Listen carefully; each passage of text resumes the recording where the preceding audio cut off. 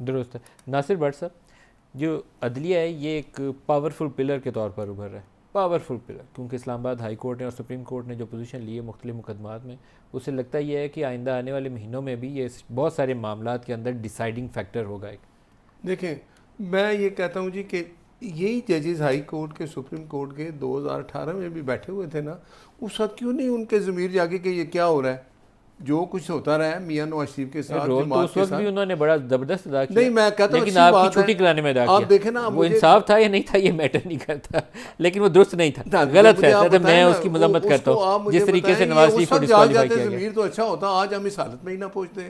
ایک چلتی حکومت ختم کی، اقامہ سے اور پاناما سے اقامہ آیا، کچھ نہیں آیا۔ مجھے آپ بتائیں یہ کنٹینیوٹی وہاں سے چلی تو آج ہم اس حالت میں ہیں۔ اس 2017 میں کتنی مہنگائی تھی آپ مجھے بتائیں، تو ہم کس کو ذمہ دار ٹھہرائیں کہ آپ نے ایک اچھی چلتی بلتی حکومت کو ختم کیا۔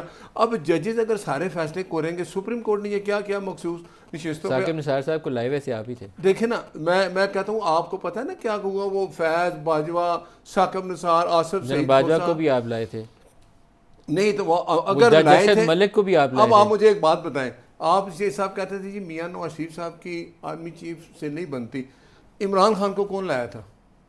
اسٹیبلشمنٹ باجوہ صاحب لائے تھے نا، فیض یہی لائے تھے نا، 10 سال اس تو کے وہ اوپر ان کے محنت ساتھ کی بھی گئی نہیں تھی، چلے 2 سال۔ 2011 سے آنورڈ اس کے تو اوپر پھر کیا ہوا؟ کاری کی گئی۔ وہ بولتے ہیں نا عمران صاحب، میں کہتا تھا جی آرمی چیف صاحب کو بلا لو جو میرے کولوشن ہے، میں نہیں بلاتا تھا، یہی بلاتے تھے، وہ ہماری ریکارڈنگ کرتے ہیں، بہت اچھا ہے۔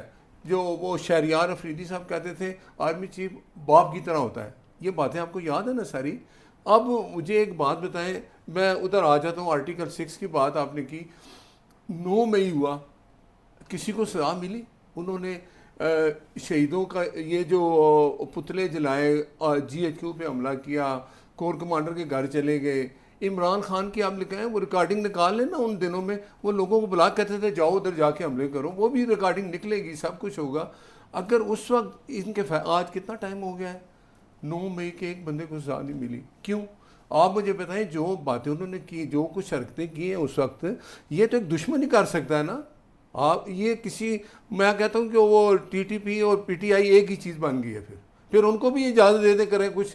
تو اس لیے میرا یہ خیال ہے ہم عدالت کے پاس جائیں گے کہ وہ یہ فیصلہ کریں کہ ہم نے آرٹیکل 6 کی جو ایک ریکویسٹ کی ہے، ابھی تو خواجہ آصف صاحب نے کل کہا کہ ہم پارلیمنٹ میں ڈیبیٹ کریں گے، اپنے جو ہمارے کولیگ ہیں پیپلز پارٹی ہے ان سے۔ ڈار صاحب نے کہا، خواجہ آصف صاحب تو جسٹیفائی نہیں، کر خواجہ صاحب نے بھی یہ کہا ہے، ڈار صاحب نے بھی یہ کہا ہے، لیکن بات یہ ہے کہ کچھ نہ کچھ تو ایک آپ کسی جگہ کھڑے ہوں گے نا، اس طرح کے حالات آئیں گے، کیا عمران خان یہی کرتا رہے گا، پاکستان میں امن نہ آئے، سکون نہ آئے؟